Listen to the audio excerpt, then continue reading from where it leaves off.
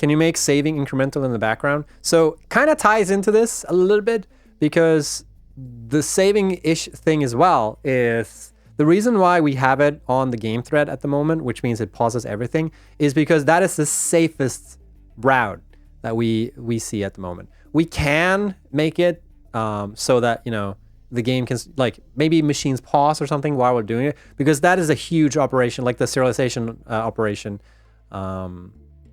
And technically we could make it so that you could still like walk around and jump around and interact with animals and stuff like that. But that is very risky, because making a save system is very difficult. Making a safe system that's also ties into like real-time application, it's also very tricky. Especially when it takes so long for our serialization process to go through. And there's so many, like, again, so many sequential things, you know, like we can't parallelize that either, because they tie into like one another and you don't know the state of things. So it's not a good like thing to actually run in parallel. It has to be sequential. And we've just opted to like just pause everything when we do the saving, just because otherwise you can run into really ugly like corruption issues on your save files that you sometimes can't catch like until you try and load it. So that is really the main thing. Like, we don't want save files to be corrupt. That's the main reason why it is that is right now.